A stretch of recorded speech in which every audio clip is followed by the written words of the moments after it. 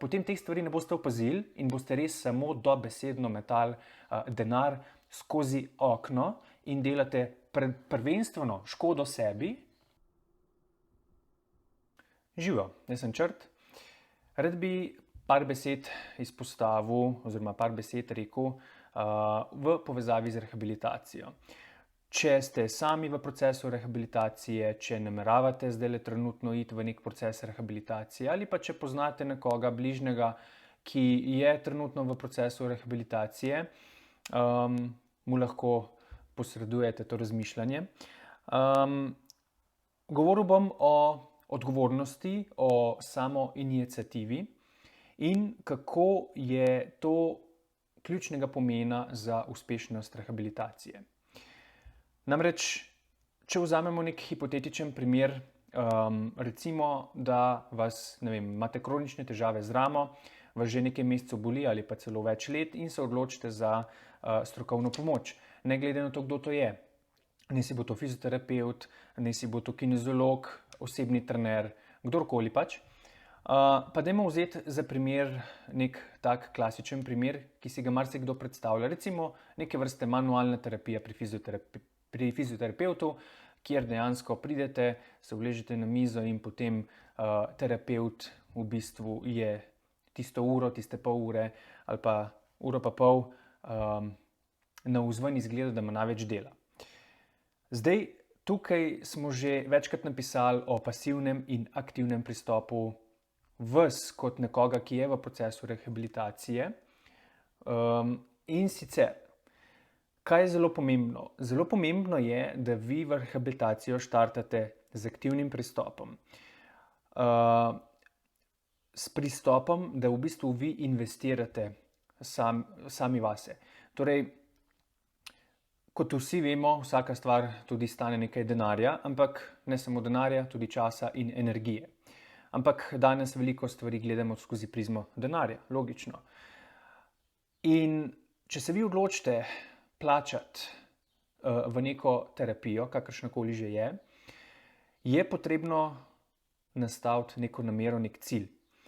Razlika je, ali vi smatrate to terapijo kot nek strošek ali kot investicijo.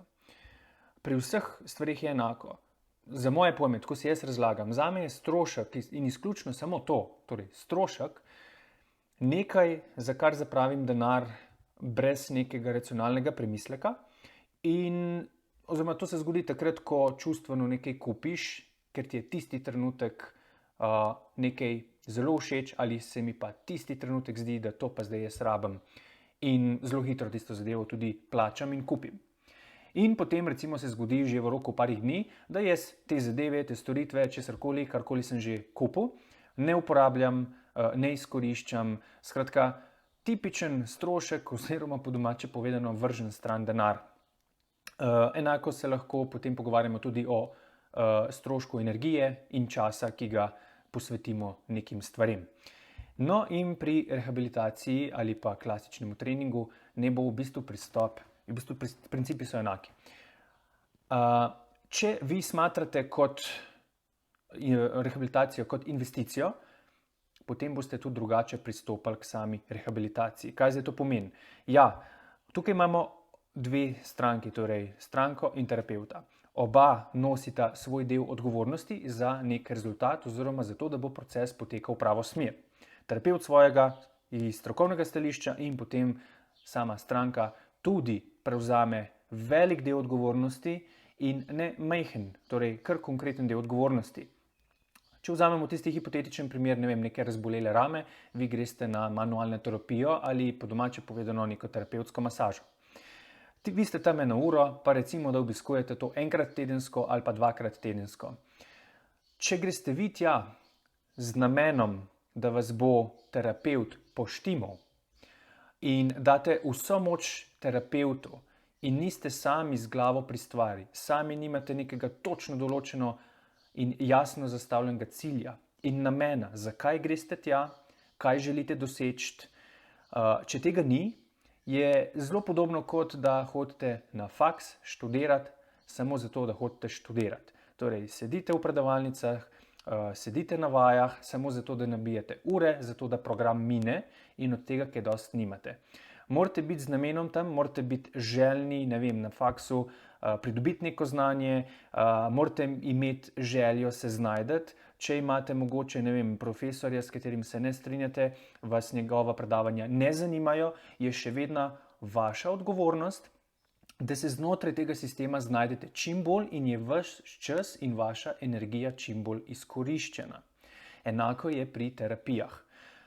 Če greste vi s pristopom, ok, zdaj grem pa jaz 1 uro se po službi uležati na mizo, malo se bom spočil, malo bom glavo odklopil, terapevt bo pa gnetil tisto mojo ramo in sčasoma sčaral nekaj ven iz te rame.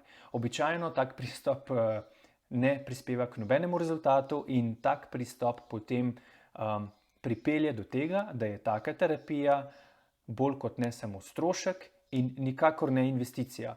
Ker kaj je investicija? Mi investiramo, mi vložimo denar, čas in energijo v nekaj, zato da bo čez čas iz tega zraslo nekaj več. In pri rehabilitaciji je enako. Mi vlagamo čas, energijo in denar, zato da bo čez nekaj časa bolje ali mogoče celo bolje, kot je bilo pred poškodbo. Tudi to je možno, se zato pa mi delamo, da se to imamo osebne trenerje in tako naprej. In če gledate s to perspektivo, potem boste tudi na to masažo, ki navzven izgleda zelo pasivno, vi se uležete in potem terapevt naredi svoje. V bistvu temu ni tako, ampak vi ste navzven izgleda, da ste pasivni, ampak bodite z glavo pri stvari. Dajte opazovati svoje občutke, dajte opazovati razliko med niansami, ker bolečine so različne.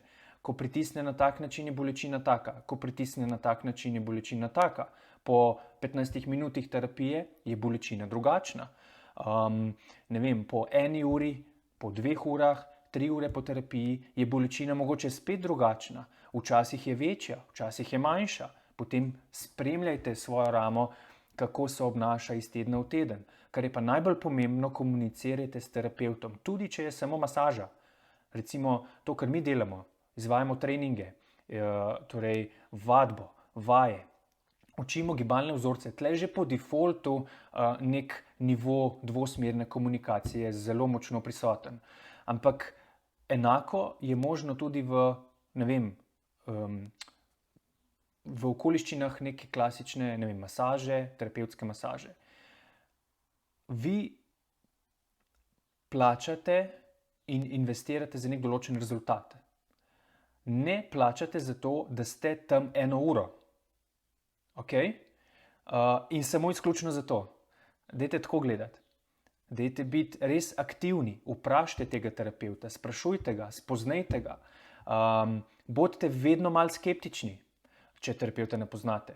Dajte preveriti njegovo znanje. Dajte ga vprašati, zakaj to, zakaj na ta način, zakaj po, ne vem, terapiji bolj boli, ne vem, pol dneva, pa potem boljše. Zakaj je, ne vem, tako hitro boljše, zakaj včasih ni boljše in tako naprej. Dajte, kolikor pač lahko dobite neke informacije, pogovarjajte se z njim. Izkoristite to terapijo, da spoznavate svoje lastno telo, ker vzrokov za neko bolečino v rami je vedno več, nikoli ni samo biomehanski.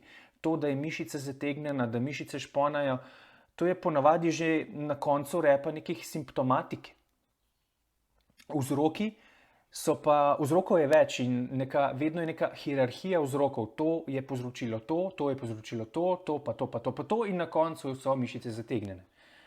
In potem na koncu pride do kalcinacije ali do zamrznjene rame, česarkoli. Dajte raziskovati, bodite svoji Sherlock Holmesi, bodite svoji lastni detektivi ali kot moj kolega rad reče, ko se ukvarja predvsem z ljudmi s težavami v hrbtenici, postanite svoj mehanik hrbta. To dejansko je ogromen dejavnik k temu, ali bo rehabilitacija uspešna ali ne. Konec koncev, tudi če sami ne prijete do nekih logičnih zaključkov, boste svojo energijo usmerili v to, da boste sploh testirali, a ta terapevt dejansko je ustrezen za vas ali ne. Ali ima dovolj znanja ali ne. Lahko ima dovolj znanja, pa se dejansko ne povežete, se enostavno v narekovajih ne zastopite nekako kot osebnosti, ne pašete skupaj in lahko ima nek terapeut ogromno znanja, se ne pokonektata in zadeva ne funkcionira. Če ste pasivni in z glavo na paši, potem teh stvari ne boste opazili in boste res samo dobesedno metali denar skozi okno in delate prvenstveno škodo sebi. Po drugi strani pa na nek način mogoče tudi terapeutu. Ja, terapeut bo že zaslužil tisti denar, ampak se od tega ne bo kaj dosti tudi on naučil, ker mi kot trenerji, terapeuti, vsi mi, ki delamo z ljudmi, se konstantno učimo. Ni to zdaj, jaz sem se po 3 letih, 4 nekaj naučil in zdaj je to to. Mi se konstantno učimo, vsak primer je svojstven. To je tako kompleksen sistem človek in življenje nasplošno, da potem na koncu vsako stranko obravnavamo drugače. In če ste vi pasivni, potem tudi jaz kot trener, kineziolog, terapeut, imam manj možnosti, da prispevam k vašemu rezultatu. Skratka, dajte prevzeti svoj del odgovornosti, ne biti pasivni, ko pridete. Če ste tako zmozgani, pa ne vem, kaj pride, pa ne morete biti z glavo pri stvari, pa dajte prestaviti termin ali pa karkoli. Skratka, ne zabijati časa in denarja za brez veze, ker vsi vemo, da rehabilitacije nikoli niso poceni špas. Ni to sladoled za 2 evra. Okay? Predvsem pa energetsko to pobere ogromno energije. Ne samo denarja, energije gre ogromno. Če vas nekaj boli in se potem trudite 1 mesec, 2 meseca, 3 mesece, 4 mesece in je zadeva ves čas na istem mestu, to dodatno požre ogromno energije in volje. In potem se zadevo samo še slabšajo lahko, potencialno. Tako da to je eden od dejavnikov, torej samo odgovornost, perspektiva, da investirate v rehabilitacijo, torej da ni samo strošek, ampak da je investicija. Morate imeti v glavi, morate imeti cilj, ok, zdaj se jaz potrudim tudi svojo denarnico za to, da bo boljše. Ne samo, da bo boljše. Probajte imeti cilj, če je le možno, pa če vam to terapeut pove, da je možno, da boste korosca čez, ne vem, par mesecev ali pa čez pol leta, da boste mogoče celo na boljšem, kot ste bili pred pojavom bolečin, da boste še celo v boljši psihofizični kondiciji. To bi bilo logično, da je vedno tudi namen vsakega terapeuta, mislim, vsaj mi se trudimo delati tako, da nekdo, ki se poškoduje, ok, zelo smo zadovoljni, če ga spravimo na isti nivo nazaj. Še bolj smo pa zadovoljni, če človek želi stopničko višje. Skratka, to je to. Dajte gledati skozi oči lastne odgovornosti. Seveda ima tudi terapeut svojo odgovornost, ampak to zdaj ni poanta tega videa. Bodite odgovorni sami do sebe, do svojega časa, do svojih resursov, ker če boste res vsako terapijo, vsak obisk tretirali tako, se opazovali, kaj poštudirali, si kaj še samostojno prebrali, vprašali terapeuta večkrat kot enkrat kakšno stvar in boste od zadeve potegnili več. Več boste spoznali in velika verjetnost je, da boste potem ugotovili skupaj s pomočjo terapeuta, da vzrok za mogoče neko bolečo ramo ni izključno samo v nekem pisarniškem položaju in miški. Ampak je tukaj v bistvu več nekih razlogov, ki sestavijo skupaj eno zgodbo in je recimo, ne vem, 10-urni delovnik v pisarni le eden od dejavnikov, ki vplivajo na vašo razboleno ramo ali pa vašo zamrznjeno ramo. To je to, v razmislek.